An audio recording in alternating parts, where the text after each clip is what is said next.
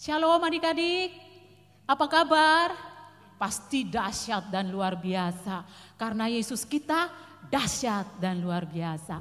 Nih Kak Nur sama Kak Neti ya mau menyanyi memuji Tuhan bersama adik-adik semuanya. Kita naikkan pujian, dalam suka duka ku kan tetap tersenyum.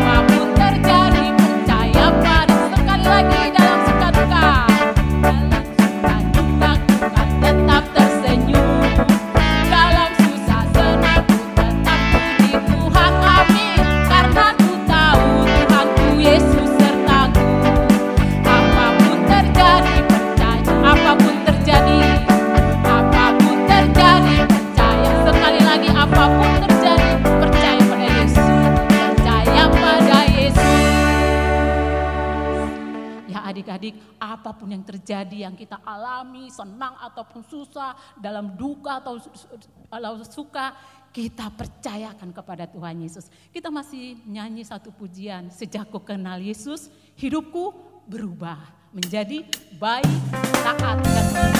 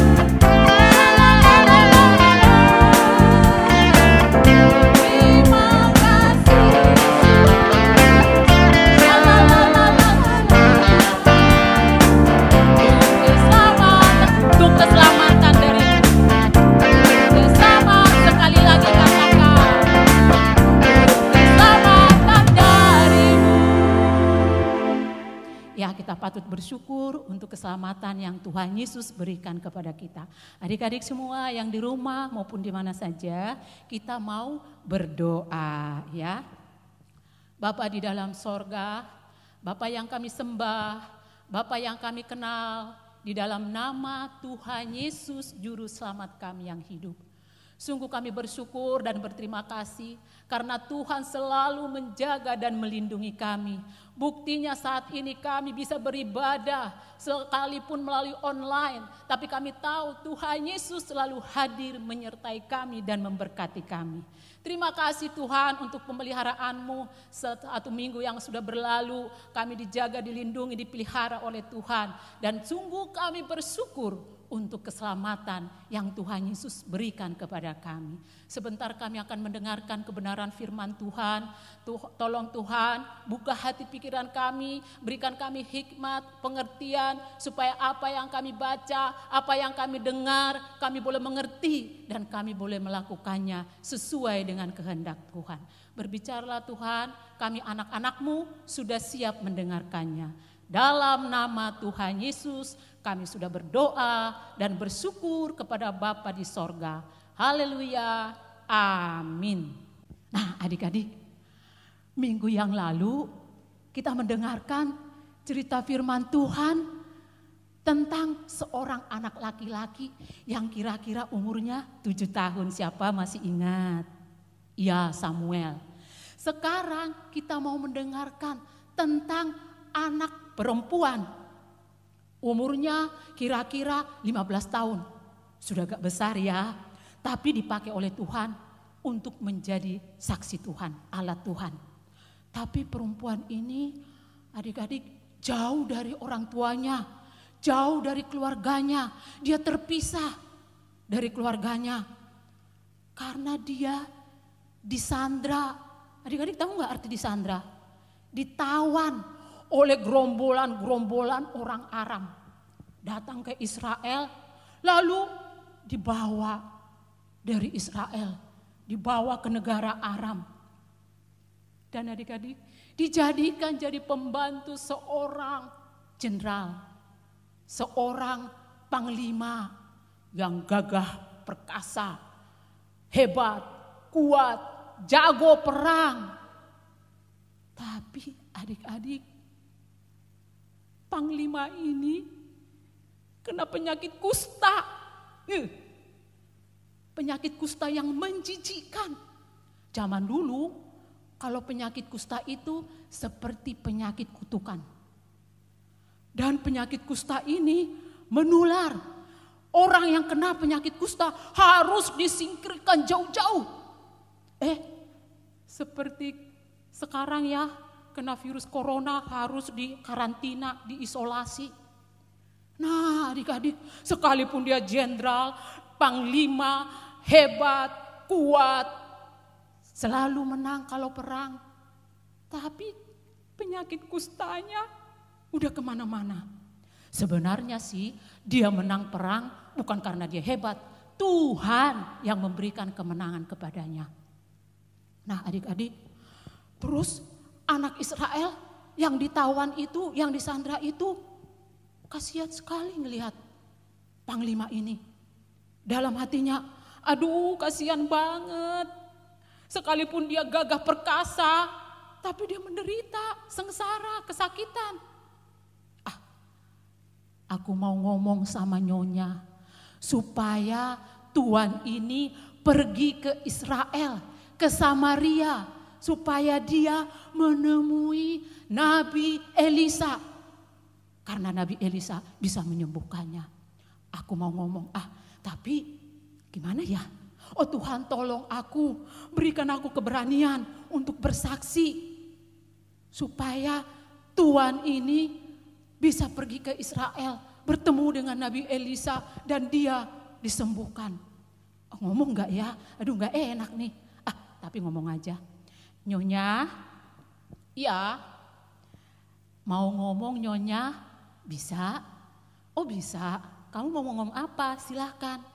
Begini nyonya, di negara saya, di Israel, ada seorang nabi yang bisa menyembuhkan segala macam penyakit, termasuk penyakit Tuhan. Kalau Tuhan pergi ke situ, bertemu dengan Nabi Elisa, saya percaya Tuhan pasti sembuh. Nyonya bilang, yang benar kamu?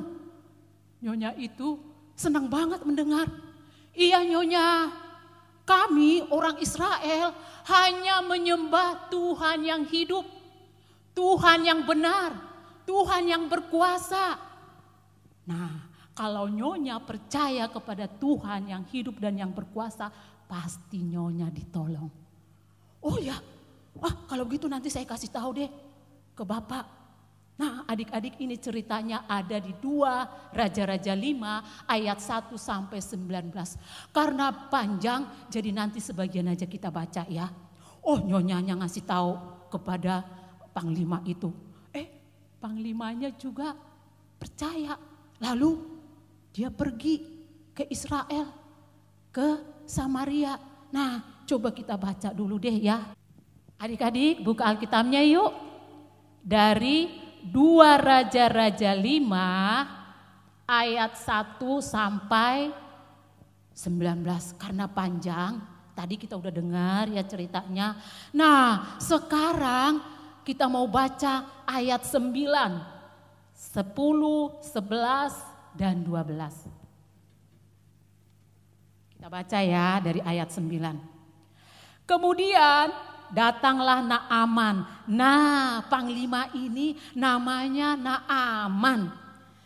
Ya, datanglah Naaman dengan kudanya dan keretanya. Lalu berhenti di depan pintu rumah Nabi Elisa. Elisa menyuruh seorang suruhannya kepadanya mengatakan, "Pergilah mandi 7 kali dalam sungai Yordan. Maka tubuhmu akan pulih kembali sehingga engkau menjadi tahir." Ayat 11. Tetapi pergilah Naaman dengan gusar sambil berkata, "Aku sangka bahwa setidak-tidaknya ia datang keluar dan berdiri memanggil nama Tuhan Allahnya. Lalu menggerak-gerakkan tangannya di atas tempat penyakit itu. Dan dengan demikian menyembuhkan penyakit kustaku." Nah, adik-adik,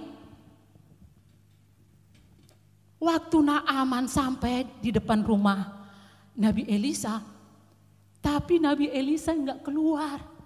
Yang disuruh pelayannya, "Kamu keluar, temuin Naaman, panglima yang sakit kusta itu. Kamu kasih tahu bahwa dia harus mandi 7 kali di sungai Yordan." Naaman marah-marah. Dia kesal, dia kecewa. Pelayannya yang datang menemui aku? Aku kira Nabi Elisa yang datang berdiri di depanku, memanggil nama Allahnya, atau menggerak-gerakkan tangannya ke atas kustaku ini. Masa pelayannya disuruh temuin aku? Dia tidak tahu siapa aku. Aku kan seorang panglima, jago perang, hebat, kuat. Kalau aku perang selalu menang. Dia masa yang disuruh temuin aku pelayannya.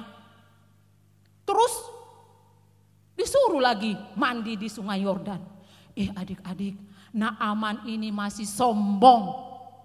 Naaman ini masih mengandalkan kekuatannya, masih mengandalkan jabatannya, pangkatnya, masih mengeraskan hatinya. Lalu dia marah-marah lagi, dia bilang, disuruh mandi di sungai Yordan? Memangnya di daerahku nggak ada sungai? Lebih baik sungai Abana, Parpar, Damsik. Ngapain aku datang ke Israel, nemuin Nabi Elisa hanya mandi di sungai Yordan? Enggak, kita pulang. Dia marah, ngambek. Kan ajudannya tuh banyak ya. Pulang, dia mau berbalik, mau naik keretanya lagi pulang ke Aram. Tapi ada satu anak buahnya bilang, "Tuan, seandainya Nabi Elisa suruh yang lebih sukar dari mandi 7 kali sungai Yordan, demi kesembuhan Tuan, pasti Tuan lakukan. Ini hanya disuruh mandi Tuan 7 kali. Lalu Naaman mikir-mikir, iya juga ya. Nabi Elisa kan cuma suruh aku mandi 7 kali. Oh ya sudah. Akhirnya dia nurut juga kepada perintah Nabi Elisa. Lalu aku coba, dia mandi di sungai Yordan. 1 nyelam. 2, dilihat belum apa-apa. 3, 4, 5, dia lihat lagi. Mana kustanya masih ada? Tuan, Nabi Elisa bilang berapa? 7 kali. Ini baru 5, 2 kali lagi. 6, 7, Trara, sembuh. Kustanya hilang. Malah kulitnya halus seperti kulit anak-anak. Wow, dia senang banget. Girang benar Naaman ini. Dia loncat-loncat. Aku sembuh, kustaku hilang. Pasti nanti Raja Aram akan senang melihat aku sudah sehat. Wah, girang banget adik-adik. Belum pernah dia segirang ini. Sekalipun dia dulu suka menang kalau pergi perang, dia enggak segirang ini. Wah, dia bilang, aku sudah sehat. Kita kembali lagi ke rumah Nabi Elisa. Sampai di rumah Nabi Elisa, dia berkata, Nabi Elisa, sekarang aku baru mengerti, baru tahu di muka bumi ini tidak ada Allah yang hidup, Allah yang benar, Allah yang berkuasa selain di Israel. Nah adik-adik, akhirnya dia mengakui dan percaya kepada Tuhan yang berkuasa di sorga dan di bumi. Nah, Nabi Elisa, sebagai tanda terima kasihku padamu, terimalah hadiah ini untukmu. Oh adik-adik, hadiahnya banyak banget, mahal-mahal lagi. Tapi Nabi Elisa tegas menolak. Nabi Elisa bilang, aku hanya taat kepada perintah Tuhan. Aku hanya disuruh Tuhan untuk menyembuhkanmu. Dan aku tidak disuruh menerima hadiah-hadiahmu ini. Bawalah pulang hadiah-hadiahmu. Benar adik-adik, Nabi Elisa itu hanya taat apa kata Tuhan. Lalu Naaman ini berkata, nah kita baca lagi ayat 17. Akhirnya berkatalah Naaman, jikalau demikian biarlah diberikan kepada hambamu ini tanah sebanyak muatan sepasang bagal. Sebab hambamu ini tidak lagi akan mempersembahkan korban bakaran atau korban sembelihan kepada Allah lain kecuali kepada Tuhan. Wah, mantap benar sekarang Naaman. Lalu ayat 18. Dan kiranya Tuhan mengampuni hambamu ini dalam perkara yang berikut. Apabila tuanku masuk ke kuil Rimon untuk sujud menyembah di sana, dan aku menjadi pengapitnya, sehingga aku harus ikut sujud menyembah dalam kuil Rimon itu, kiranya Tuhan Allah mengampuni hambamu ini. Nah adik-adik, akhirnya Naaman, seorang panglima yang hebat itu, sekarang sudah percaya kepada Tuhan. Dan dia bilang, aku tidak mau lagi memberikan persembahan kepada Allah lain selain kepada Allah yang hidup. Aku tidak mau lagi menyembah berhala, menyembah patung-patung yang lain, hanya kepada Allah yang hidup. Nah adik-adik, akhirnya Naaman percaya kepada Tuhan yang hidup. Setelah dia percaya kepada Tuhan, 2 hal terjadi dalam hidupnya. 2 hal yang paling berharga dalam hidupnya, yaitu penyakit kustanya sembuh dan dosa-dosanya diampuni. Dan dia mau menjadi pelayan Tuhan. Itu karena seorang anak perempuan orang Israel yang disandra, yang dijadikan pembantu istrinya, berani bersaksi tentang kuasa Tuhan. Sehingga Naaman disembuhkan, diubah menjadi orang yang percaya. Bukan hanya Naaman saja, istrinya dan keluarnya, bahkan juga ajudan-ajudannya. Nah adik-adik, kalau kita pikir-pikir ya, anak perempuan yang disandra dari Israel itu udah dijadikan sandraan lagi, tawanan, dijadikan pembantu istrinya lagi. Kasihan sekali ya. Tapi dia tidak mengeluh, tidak nangis, tidak takut. Dia percaya apapun yang terjadi, percaya kepada Tuhan. Dan benar, Tuhan menjaga dia, melindungi dia, memberikan dia berani untuk bersaksi. Supaya orang-orang yang dia temukan percaya kepada Tuhan Yesus. Hebat banget nih anak perempuan orang Israel. Nah sama seperti adik-adik. Dari yang umur 7 tahun sampai 10 tahun, 15 tahun bisa dipakai Tuhan. Berani bersaksi. Sekalipun memang keadaannya gak nyaman, gak enak. Iyalah jauh dari orang tua, terus serba terbatas, serba gak bisa bebas. Karena dia jauh dari Israel, jauh dari keluarganya, terus disandra lagi, terus dia dijadikan pembantu istrinya Naaman lagi. Tapi dia tidak mengeluh, dia tidak marah-marah, dia tidak kecewa karena dia percaya dan yakin bahwa Tuhan mau pakai dia. Hebat ya adik-adik. Nah sama seperti kondisi kita sekarang ya, situasi sekarang ya. Kita kan gak nyaman nih, keadaan ini kan gak mengenakan. Terus serba terbatas, mau pergi ke mall mikir-mikir dulu. Sekolah belum ya, belum sekolah kan adik-adik. Sekalipun sudah masuk pelajaran tahun ajaran baru ya. Tapi karena si Viko ini, virus corona ini masih mengganggu. Tapi adik-adik jangan kecewa, jangan putus asa. Yakin, percaya bahwa penyertaan Tuhan selalu nyata dalam kehidupan kita. Sekalipun keadaannya tidak mengenakan, sekalipun keadaannya tidak nyaman, serba terbatas.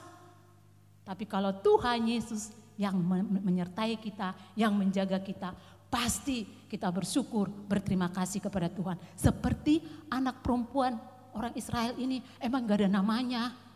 Ya, tapi kita mau tulis nama, kita ganti nama kita. Supaya kita juga mau dipakai oleh Tuhan. Dalam situasi, kondisi apapun, kamu harus percaya. Kamu harus yakin bahwa Tuhan Yesus menjaga, melindungi dari bulan-bulan yang lalu sampai sekarang. Gak kurang suatu apapun, sehat, kuat, tenang, damai. Itu karena pertolongan Tuhan Yesus. Dan kamu harus berani bersaksi. Situasi, kondisi apapun, kamu harus berani bersaksi tentang Tuhan Yesus satu-satunya juru selamat manusia. Di luar Yesus tidak ada keselamatan.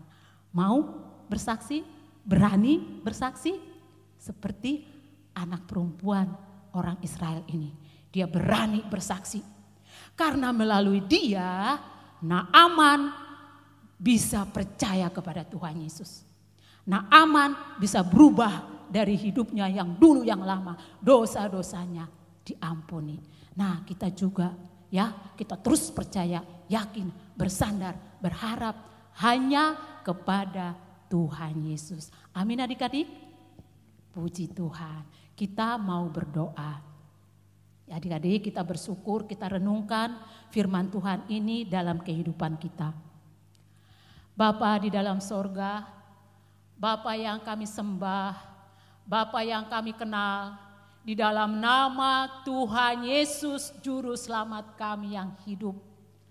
Sungguh kami bersyukur dan berterima kasih karena Tuhan selalu hadir dalam hidup kami, selalu menjaga dan melindungi kami sampai saat ini.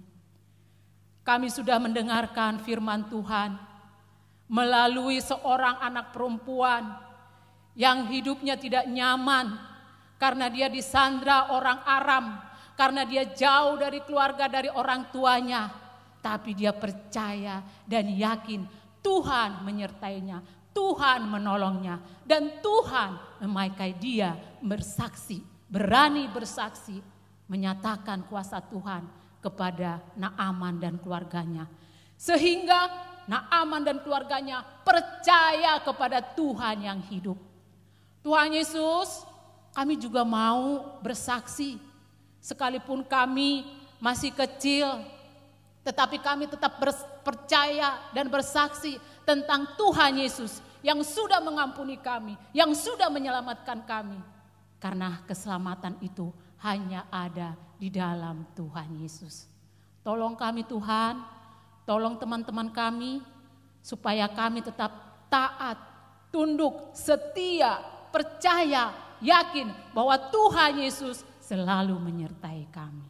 Terima kasih Bapa, di dalam nama Tuhan Yesus kami sudah berdoa dan bersyukur kepada Bapa di sorga. Haleluya, amin. Nah adik-adik, kita mau mengucapkan pengakuan iman rasuli kita ya adik-adik. Kita bersama-sama. Aku percaya kepada Allah Bapa yang Maha Kuasa, Khalik langit dan bumi, dan kepada Yesus Kristus anaknya yang tunggal Tuhan kita, yang dikandung daripada Roh Kudus, lahir dari anak darah Maria, yang menderita di bawah pemerintahan Pontius Pilatus, disalibkan, mati dan dikuburkan, turun ke dalam kerajaan maut. Pada hari yang ketiga, dia bangkit dari antara orang mati, naik ke sorga, duduk di sebelah kanan Allah, Bapa yang Maha Kuasa, dan akan datang dari sana untuk menghakimi orang yang hidup dan yang mati. Aku percaya kepada Roh Kudus, gereja yang kudus dan am, persekutuan orang kudus, pengampunan dosa, kebangkitan daging, dan hidup yang kekal. Amin. Nah adik-adik, karena kita sudah mendengarkan firman Tuhan, sekarang Kak Nur mau kasih satu ayat hafalan.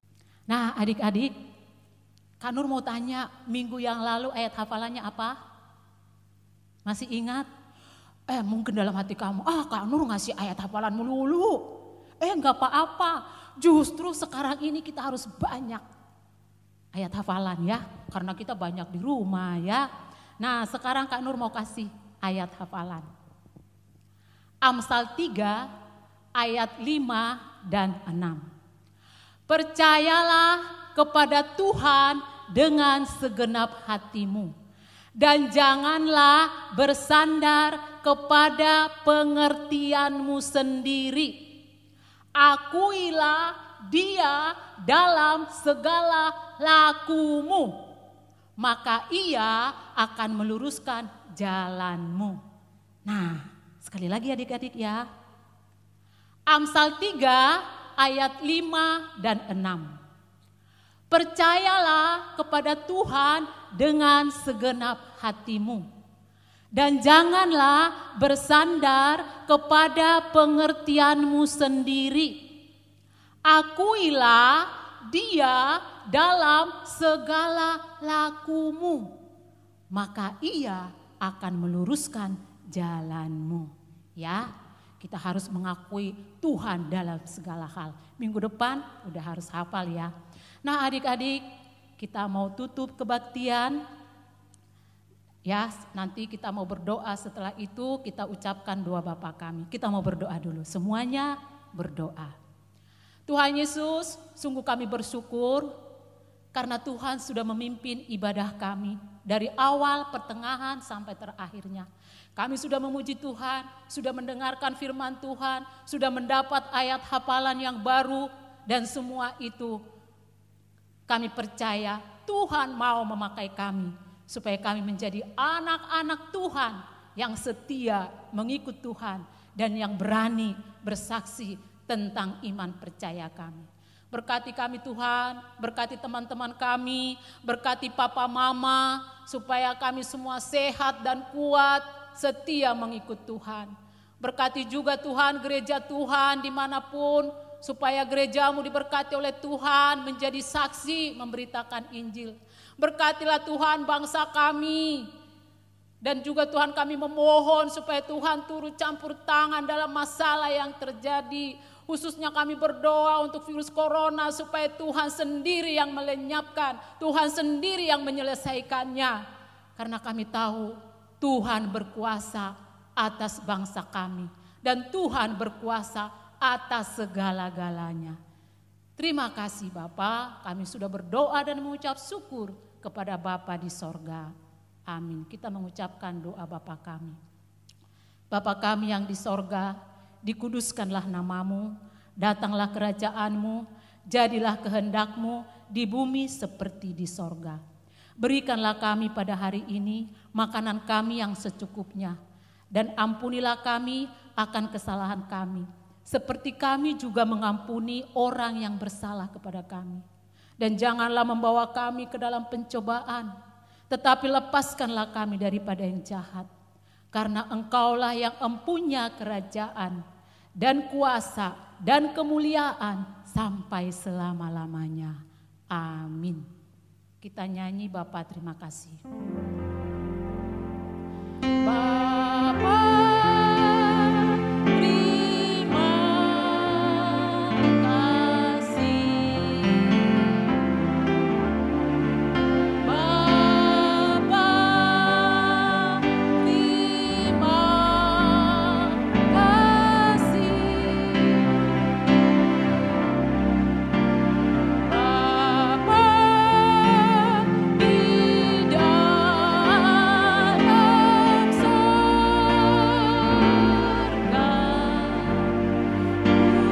berterima kasih. Amin.